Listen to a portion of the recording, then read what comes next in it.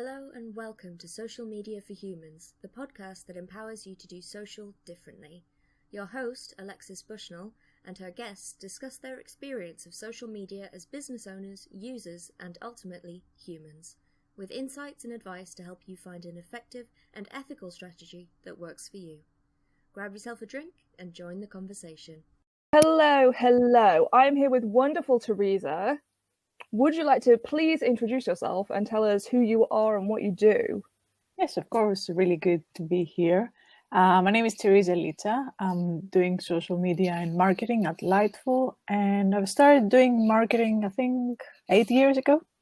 So obviously social media was quite different 8 years ago. We were still focusing on Facebook only and maybe a bit of Twitter, but obviously things change now. And I've worked with many startups in the past, and 3 years ago I jumped into the nonprofit sector. So kind of like balancing the skills in between talking about buzzwords and trying to focus on impact. Yeah. And you have made amazing waves, if you like, in the sort of social for good sector. Yeah, it felt like a good social fit, for good. really. Yeah. So what inspired you to move into that space? So it was really interesting because I didn't really plan that, and I didn't really know that I see myself in a specific area and industry. So obviously starting with social media, you don't have a specific area of expertise. You just work with different clients and many different industries. And as you try along different things, then you start seeing what works best for you. So after working with a couple of startups, I really enjoyed what I was doing in terms of marketing, but I felt like there's something missing, something that I would enjoy even more. And starting a little bit, trying out a couple of clients that I had in higher education and nonprofit sector, I started seeing that there is something more there that I would like to explore. So it just happened with Lightful looking for a social media manager back then, and having the first chat with them, it felt like the perfect fit because they had a social media platform for nonprofits, and obviously the social media manager would play a key role in interacting with nonprofits and helping them to onboard. So it felt like a new world opened up, and I really enjoyed it, really. Yeah, I do. I can relate to that sort of new world opening up, because I think when I first got into social media professionally, I was sort of the mindset that I just need some work. I just need clients. Yes, exactly. And then when I started focusing on I want to work with people who want to make a difference, who want to use their business positively. Yeah, exactly. It was like, wow, look how many businesses there are that want to do this. There's a whole community of people out here who actually are like, yes, let's do this. And so how have you sort of found that? Because you've been working for them for 3 years now. Yeah, 3.5 years now. So how has that changed? Because social media, even in the past sort of 3 years, has changed pretty dramatically. Yeah, for sure. So how has that sort of impacted what you do and what the sort of advice and the ways you work with the nonprofits? So that's really interesting. Also another change, jumping in the social good sector, because obviously doing social media in the past from a startup perspective and more B2B focus, then you have specific metrics, you need to hit those metrics, and obviously everything is more clear and specific, and obviously focusing on the objectives. But when I started talking more with nonprofits and we started doing more training for them, so on one hand I was managing Lightful social media presence, but then you were also interacting with charities and trying to understand how they can be better at digital and social. So then you realize the different world in terms of social good, that for them, obviously, it's not just about the numbers. You don't just tell them that you need to hit those KPIs and have those objectives. So it's a different, really different perspective. And it was really helpful for me because I realized back then that I was using too many buzzwords and jargon that it didn't really resonate.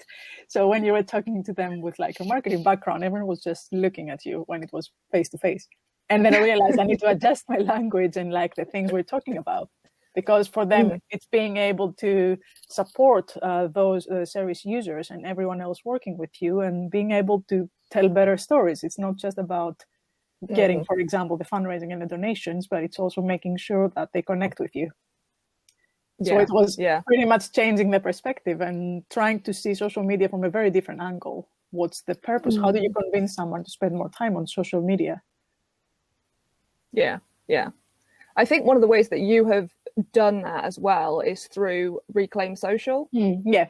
which has been really amazing. And it's something like I have sort of watched and been like, wow, this is so cool. So what inspired that? So that was really interesting. That was, I think, only a few months ago after joining Lightful. So they were officially launching their social media platform for the charity sector. And they were looking for an awareness campaign, but not in a sense of selling, but more about celebrating the work that charities do in the sector. So it started like very, not having many expectations really. It was like, oh, let's celebrate one day, like the use of social media from charities. And it went really well because we realized that obviously everyone wants social media to be more positive. Who would have thought that? And then we decided to continue that. So instead of just one day a year when we just encourage everyone, even beyond the charity sector, to use the hashtag Reclaim Social and celebrate stories of impact, maybe someone who really inspires you on social media or any other use that you think that social media has really helped you personally or professionally. So then we started seeing that there is something out there. And obviously the last few years, so many things happened on the social media. And as it becomes more negative, I think there are more people who actually crave for that kind of storytelling. Yeah, definitely. And it's something that I have seen the past sort of year has really shifted the talk from users around social media. Yeah, for sure. Because whereas before it seemed to me to be smaller groups who were like, we need to change how social media works. Yeah. Now there seems to be much more of an outcry from most social media users who are just seeing feeds that are very depressing and scary, basically. Yeah, that's true. Especially this year, as we spend more time on our phones and our screens, and we had to use social media to connect with others that we couldn't really see. We also realized that it is very depressing, and there's so many stories that we would avoid if we could. And as a social media manager, obviously, that's another part of it. Like you feel sometimes that you're just spending time on the feeds for too long, and then you need to like detox yourself and stay out of it, treat it as a job, not just be there 24/7. So there were many reasons, I think, this year that many people realized that, okay, we need to do something for social media. We don't want to like stop using it, but still there needs to be a way to make it more mindful for our side. Yeah, definitely. And I think it has been a real sort of two-sided coin on social media because, like you say, people have been desperate to connect with people, and it has done a lot of good over the past year for sort of events that have happened and to spread information, whether that be good information or not.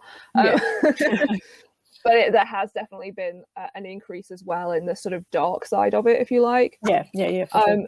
But I think that the sort of the positive, if you will, for that is that more people have realized that there is, like, you have to take control of your own social media usage, which is something that I tend to talk about a lot, is like you can control to some degree what you see in your feed.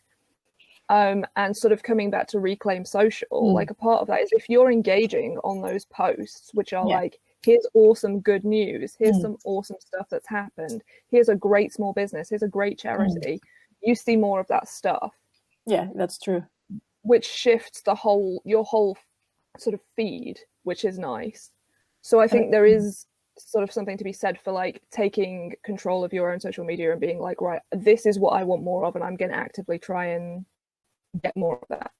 Yeah, that's true. And I remember many people were saying that it was so refreshing during Reclaim Social, especially this year, that we didn't realize how much we needed positive stories. So for one day, for example, if you go on Twitter or Instagram, seeing all the positive news on your feed, it felt very strange and really nice, obviously.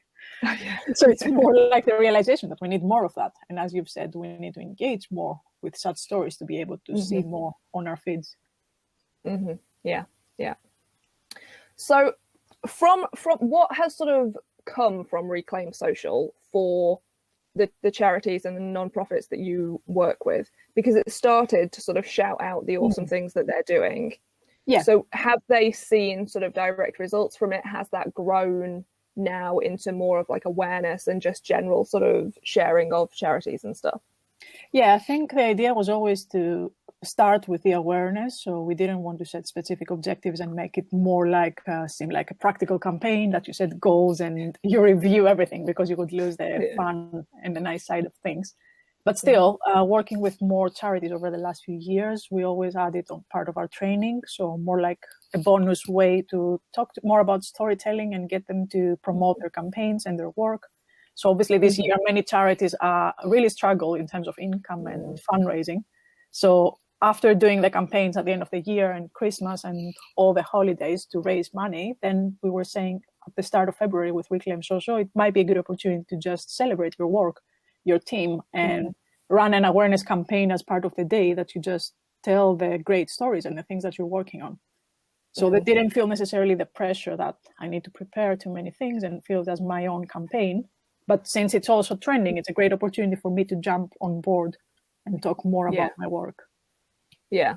And I do think, I mean, for me, I would like to see sort of more positive marketing generally across the board, because something that really annoys me about sort of the for-profit industry is the marketing of like FOMO and you need this in order to be better because you're not good enough as you are, and like just be afraid so that you buy this thing. That kind of stuff really irritates. That's interesting. Yeah. So like I would love to see more sort of positive marketing from the for-profit sector. This is how we can actually enhance your life, rather than here's a setup to show you that your life is not good enough as it is. Now you can buy this thing. Especially right now, if you think of it, like we don't want to hear more of the negative side of things. Like I think the advertising right now should focus more on like making you positive and hopeful. Like this is the way to convince someone to pay attention. You don't want to hear more negative stories and like remind you where we are. Yeah, that is so true.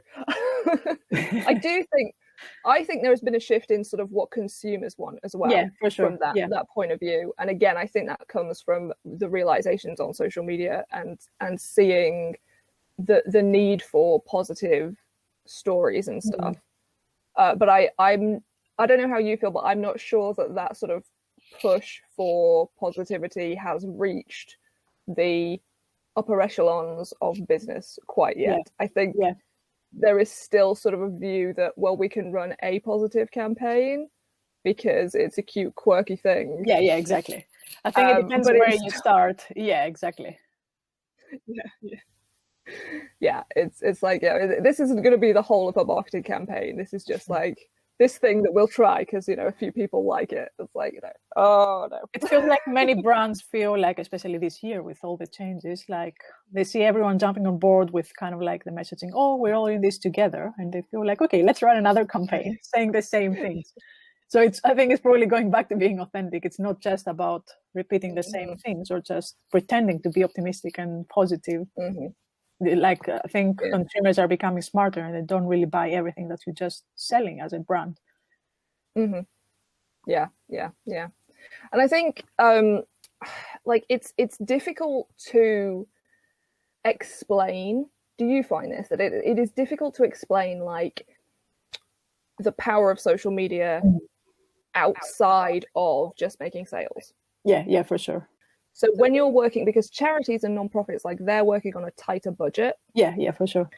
So how do you sort of explain to them, like, this is an important place to invest? This is why it is worthwhile. Yeah, that's definitely a challenge. I think that is a challenge anyway for every sector, because not everyone is still convinced on the power on social media, despite all the years now that we're working on it. But I think there's still a way to go for sure.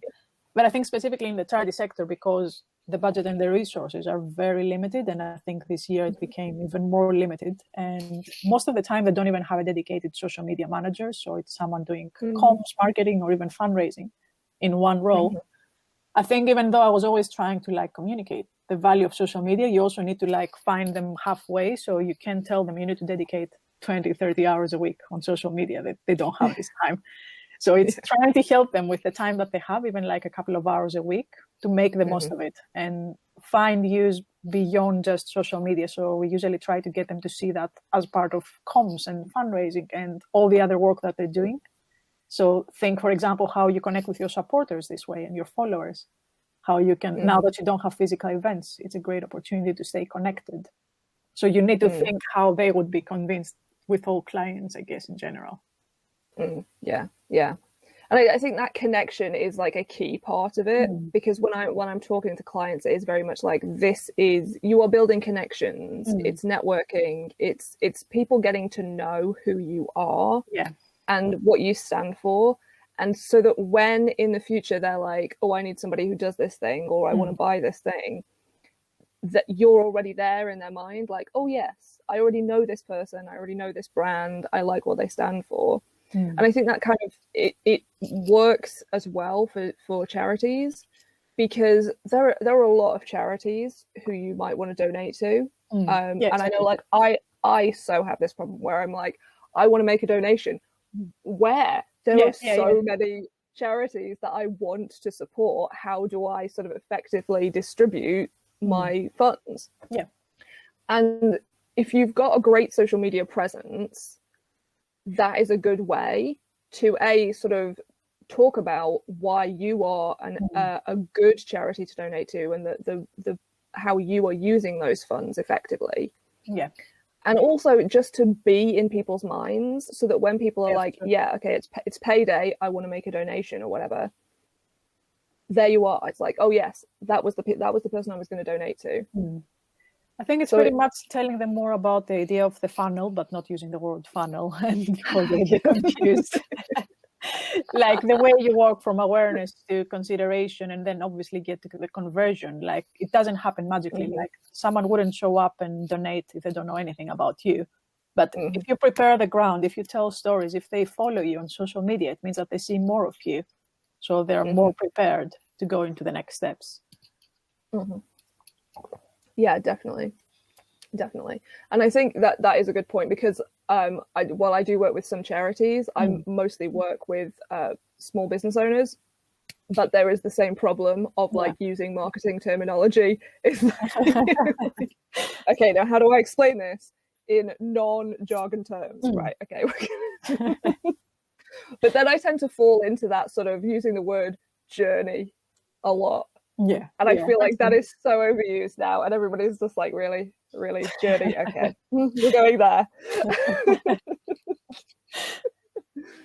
Okay, so you have been at Lightful, you say, for 3.5 years. What is your plan for the future of Lightful, and just your sort of future generally on social media? Ooh, that's a big question. Well, I think after this time last year, when we realized that you can really plan many things in advance because you never know what happens, I think I'm quite terrified to think of the future. But I think anything that you can predict, at least from your perspective, because you don't know what happens in the world, I think I would like to continue the journey that I'm doing. And obviously Reclaim Social is like a passion project for me. And like being interested in social media and that being your profession, but also trying to find a way to connect with others through that mission and the campaign, and explore the next steps. Like, for example, this year, we kind of started exploring more practical ways to reclaim social throughout the year. So writing more blogs. We're working, for example, with a collective called Charities Against Hate. So it's a number of charities in the UK that are kind of like looking for ways to make marketing more ethical. Like they had the concerns around advertising and Facebook, but they also know that we can't leave Facebook because we really need that still. So it's more about questioning and like trying to educate others, or how can we make marketing more ethical? How can we reclaim social for good on like practical ways? Help others understand, for example, the idea of misinformation lately. How can you prevent that? How can you be more critical? Or how can you improve your own social media presence? So instead of just saying we want to reclaim social and it's only the problem from the platforms and everything that they're doing, it's also on our side. How can we change small things and trying to get others to understand pretty much what we take for granted sometimes because we use social media a lot. Yeah. That's something that I've been talking about as well lately, is that sort of idea of individuals and small business owners and sort of changing how they use social media. Because like you say, Facebook, actually my last email was about Facebook and the advertiser boycott and stuff. And I think there has been this sort of push to delete Facebook from some people. But I was talking to Dora, actually, and she on the podcast earlier, and she was asking about, like, are people still on Facebook? You know, is it worth me being there? because everybody's talking about deleting it. And I was like, well, actually, yeah, it's still by far the most used social media platform. So for all the sort of noise about deleting Facebook, there are still most people on there. That's true. And even like with all the ethical issues, I kind of fall like you. Like I don't agree with the sort of ethos of the platform and a lot of the ways that it's run. But it is such a powerful way for small businesses and charities to connect with people and grow their own presence. And so for me, that sort of balance of, well, if your ethical business is able to reach more people and become sustainable financially, and to sort of invest and then support other ethical businesses and provide more jobs that are paying a living wage, then that's a net good, even if you've had to use Facebook to get there. Yeah. But I do think it's difficult because some people are totally hung up on the sort of morality around Facebook, and I get it. I so get it. But yeah, I still, at the moment, I still fall on the, like, it's a net good.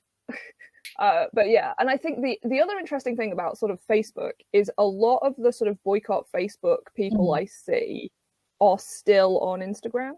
Yeah, that's true. That's another story. And you probably use WhatsApp anyway. Yeah, so exactly. Don't really run away. Yeah. I find it really interesting. But then I wonder how many people genuinely still don't know that Facebook owns Instagram. Because I have had so many conversations, even over the past year, where I've been like, Facebook owns Instagram and WhatsApp. And they go, no. Which always surprises me.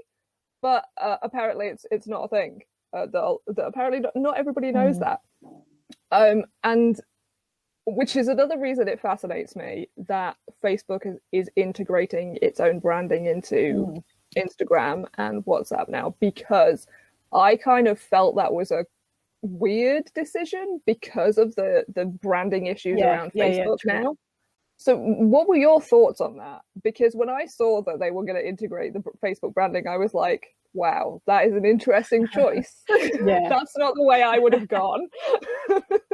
I think that's true. There's pros and cons, I guess. I think I would probably think like you, that maybe I should keep it like low profile and don't mention Facebook on Instagram, because there are so many people who don't know that. But I think it's probably also for them way bigger than just the PR side of things, that they want to show to everyone that I do own Instagram, because Instagram is really growing. So they don't necessarily want to like have them completely different. So they want to make it clear, like I'm pretty much monopolizing with like having WhatsApp and Instagram all in one place.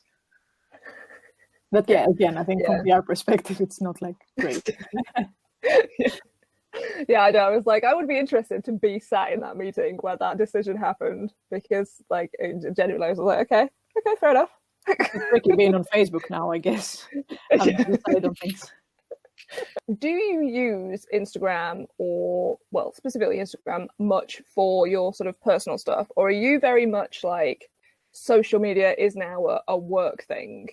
I think I had the phase that I saw it like that I felt like tired from social media. Like I have on and off phases that I'm just logging out of work. But I think at the end of the day, it's still a way to connect with others.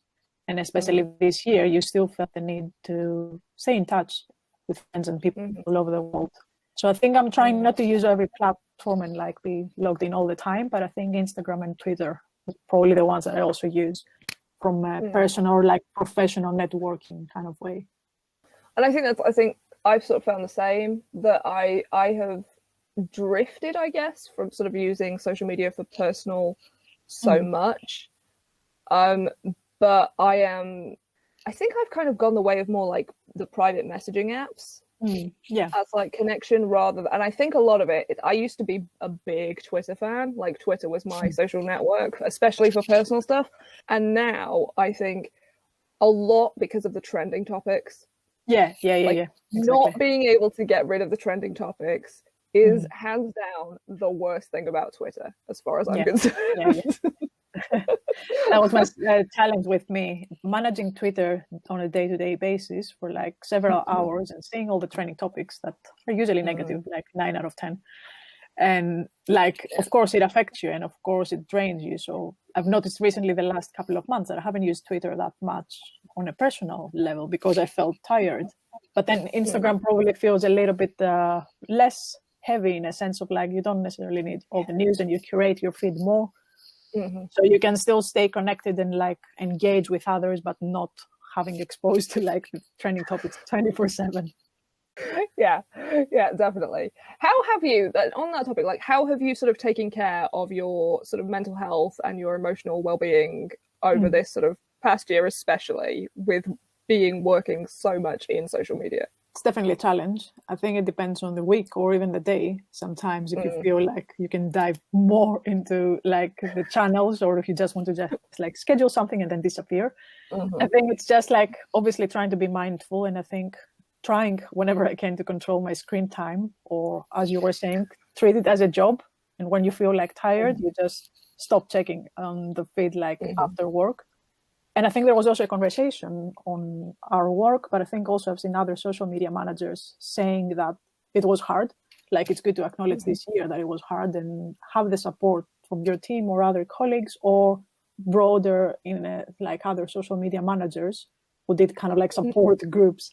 Like, let's get together and like, let's talk about our challenges and all the things like we're dealing through. Yeah. I have to say, like, having said that Twitter is not my favorite place anymore, marketing Twitter has been amazing this past year. It has been just like, wow, there's just been so many like relatable tweets and just like, appreciate your social media managers. Shout out to the social media managers who are trying to keep on top of everything right now. And it makes you feel better instantly seeing that, because you realize that it's not just you. Every single person doing marketing and social, like, they're burned out. It's been a year now that they see these things. Yeah, it's true. It does. It makes a huge difference to sort of see your own experiences reflected, which actually is another of the sort of the powerful things about social media that I think sort of from a general perspective is, if you can see yourself reflected in the posts that you're seeing, that is so powerful to not just sort of validate your own experiences, but to also just be like, yeah, I am a part of the community. I'm a part of what is going on. Yeah. So that is sort of something that has been much easier for me as like a cis white woman. I am very represented on social media. But I think this past year as well has seen a real push for inclusion and diversity on social media, and a lot of sort of the issues around like the Instagram, I don't want to say censoring, that's a strong word, but limiting the reach of certain creators and certain images based on their race or their sexuality or their gender and things like this. And it has been difficult, but it has been nice to see the pushback on that. Yeah. So what has kind of been your experience with like seeing yourself represented in social media and seeing just diversity in general on social media? I think it's what you said. I think it's really encouraging that the last year there were more conversations around diversity and inclusion from all sorts of communities who didn't feel represented in the past. And it's kind of refreshing to see that, obviously for very negative reasons, that it started from some instances that were not ideal, and you didn't feel represented, or you felt like affected and triggered possibly from what you would see. But still there were some conversations that started that they're kind of going in the right direction. And I see many activists more like interested in diversity and inclusion and starting some conversations, saying that tech platforms now approach them and they start some conversations. So it feels like, especially with Twitter or like Instagram, because they're like different platforms, but still had different issues. And many people like were protesting and like quitting from time to time for the lack of representation and the issues. But still seeing that they're kind of trying to be in the right direction. And of course, there's a long way to go, but they can't really hide and pretend that there isn't an issue. And that's at least one step on the right direction. Yeah. And I do think that they are trying now. Especially, like you say, Twitter and Instagram do seem to be genuinely putting the effort in to speak to people and implement things and test things and be like, well, how can we actually deal with this? Yeah. But I will say, like, I do not envy the people who are trying to fix that problem. Yeah, for sure. It's so deep rooted as well, which I think is part of it, isn't it? It's like, it's so entrenched in the algorithms and even the people using the platforms. There isn't, like, you can't just tick a box or tweak something and be like, boom, there we go, we're okay now, everybody's included. So I think it starts from the algorithm, as you've said, and probably the bias and like how everyone assumes that everyone is thinking like you or anyone is like you. So if you're like a white male trying to like create the algorithm, you're like, oh yeah, everyone thinks like me. Like, isn't that how it's supposed to be? Like any sort of misrepresentation, like it starts from like not spending the right time with like different groups of people to try to understand how would someone be affected from what you would create. Like, did you miss something that you're not aware of? And it's true. It is just a case of you have to have people from different walks of life with you when on your team, because you can't expect any one individual to be able to have those experiences or that knowledge, because there are so many different nuances. So it is definitely a big issue of sort of having people in those rooms and on those teams from a variety of different backgrounds. Which I am not sure how well they're doing on that score, to be quite honest. I think they are, at least they are speaking to creators, which is nice to see, because that's also not something that's happened all that often for the past few years, really. It has been very much like top down, like, what do the bosses at this social network want to see? Right, well, we'll roll that out, and then users are just sort of like, oh, we didn't need this. This is terrible. It's truly terrible. What is happening? So you have been nominated and in fact won several awards for the work that you do around like reclaim social for good, changing the conversations on social media. You are, as I actually said before we started recording, kind of like having a fangirl moment. You're like a role model for me. Who nominated you for those things? Was it Lightful?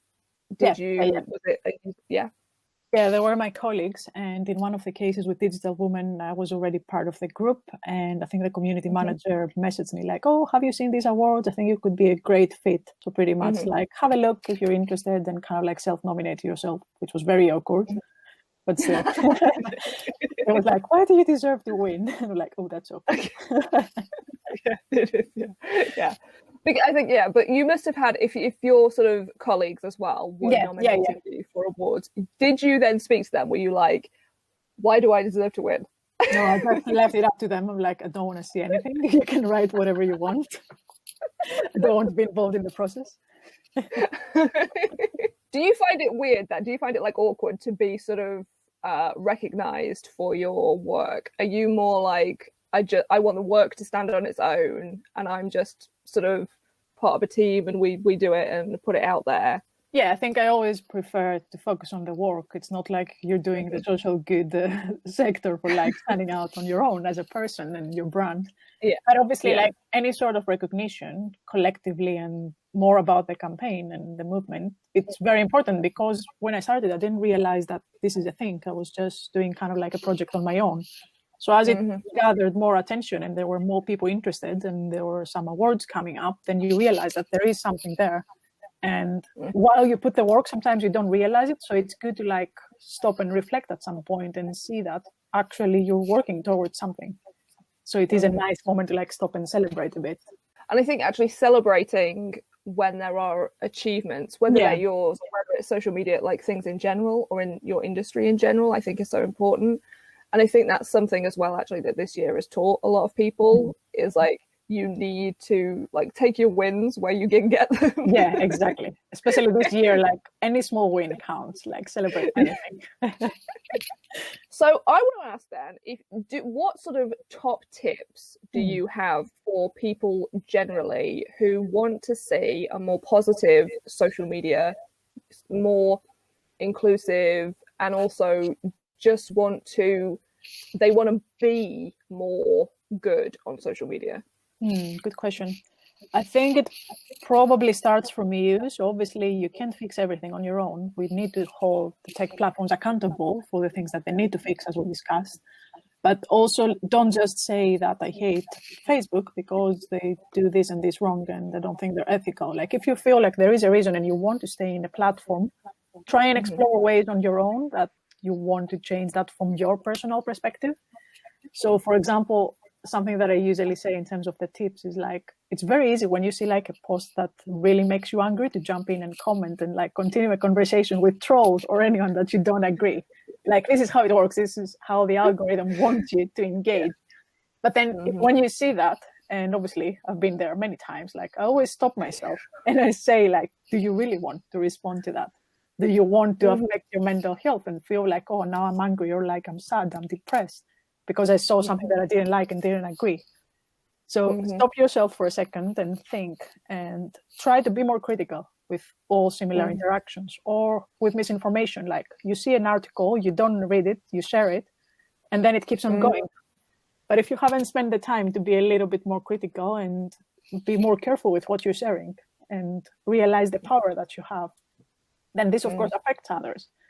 And usually those who don't use social media like we do, for like many hours during the day, they don't realize the impact it can have and how someone else can read the post and that keeps going. So try to understand social media is probably kind of like the way you would be on face-to-face on a room, and you need to think what you're saying. It's not just start rambling about random things.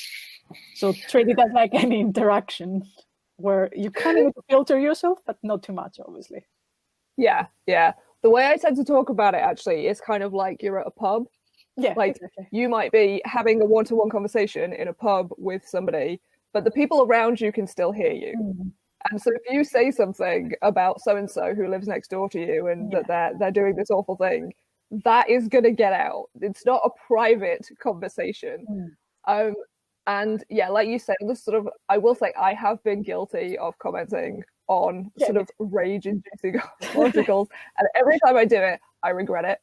And I do try to avoid it because I am so aware that the engagement is what feeds it. Yeah, exactly. And like when I saw there was an article that came out last week, I think it was, about the engagement on misinformation posts and how Facebook's algorithm has amplified misinformation because it fuels engagement. And the stats in it would like, they shocked me, and I work in social media. I was like, wow. And yeah, I think it's something that so many people don't understand is if you engage on something, that is a vote for, I want to see more of this. Yeah. Even if you don't share it, you are saying like, yeah, this is what I want to see more of. This is what I want this person to share more of. This is what should be spread around social media. So yeah, my advice is always the same. It's like, don't engage on those posts. Do engage on the posts that aren't getting a lot of engagement because they're about something nice or something boring or facts. It was interesting when they were saying about when they start with the anti-vaccine misinformation and like those who just spread fake news. I think it was the World Health Organization that they were saying that usually the resources that are the official ones, that they don't get the same engagement because you just see that, you agree or you find it interesting, but you don't necessarily share that because it's not provoking. You see something, it's interesting, that's it. So don't assume that because you like something, you should just leave it there and engage only with the ones that you don't agree and you hate because you don't get the right content afterwards. Yeah, it's true. And I think the truth is often boring.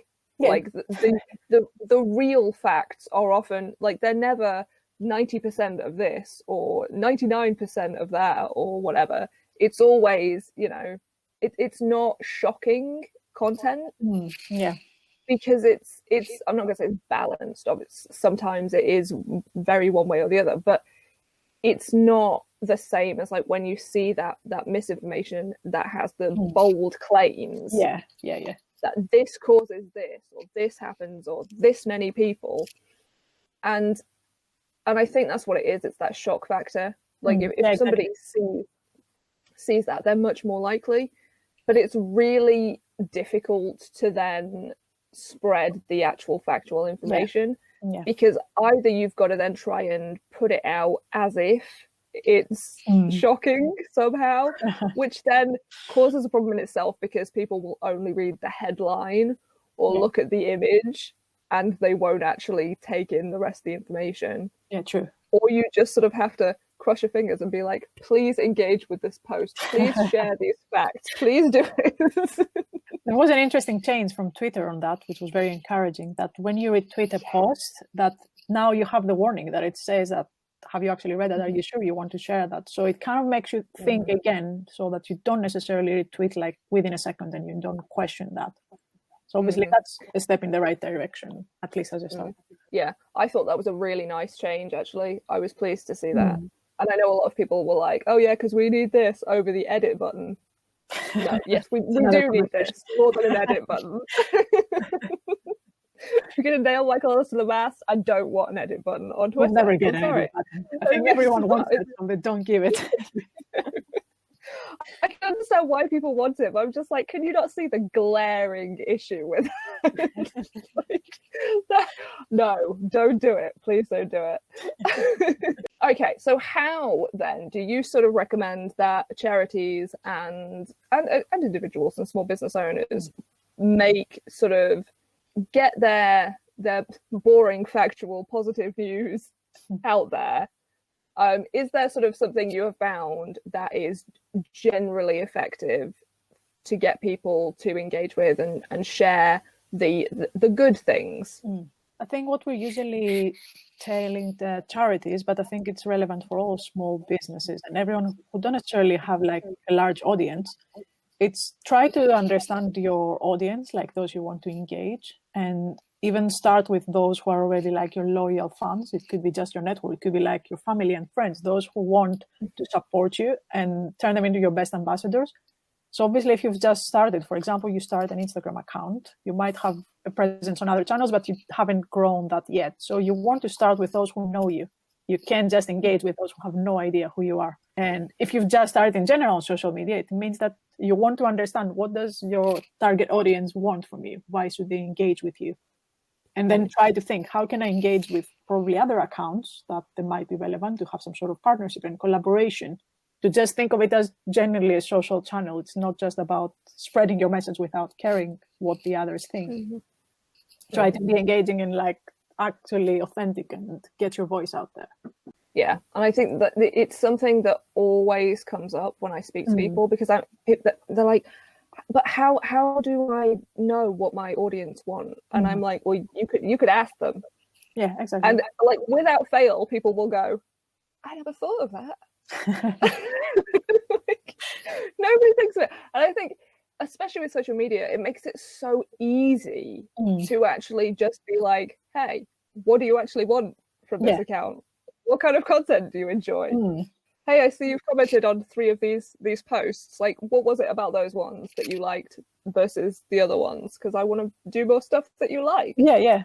And even looking at analytics, if you feel that, as you've said, you liked on these specific posts and it had more engagement compared to the other things, like it means that there was something specifically there. Maybe you asked a question, so it was more direct in terms of engagement, or you ask them to share, which sometimes works. When you ask them to do something, it's like making it easier for someone to understand, like if they want to support you, okay, this is what I need to do. Or it might be a great photo or like a video that worked better than the rest of the posts. So it's always good to go back, even if you can't ask your audience, and see like, okay, what was the difference from one post to another? I would say calls to action is like another thing I always get pushback on from people. Yeah. It's like, oh no, but people have this association with like calls to action equals buy my stuff. Yeah. And I'm always just like, no, it's literally anything that tells somebody what they can do next. Yeah. like a question is a call to action. It doesn't have to be sales, but there needs to be something so that somebody reads your post and they're like, this is great. And then they know what to do next. Yeah, exactly. Like, do you want them to save it or share it or send it to somebody or leave a comment? Or like, there needs to be sort of something that's like, here, if you like this post, this is the thing that I would really appreciate you doing because of it. yeah, exactly. And the other thing is, I think, like, calls to action, like on manipulative or needy, or like, it's just, it depends, I think, how you do them. Yeah, true. And it really, I think, trying to flip your, like, how you see calls to action is really important because they are so powerful on social media. Yeah, I think you just have to be smart with this. You don't want to just add a caption and say, like this. Like, nobody would like this just because you said that.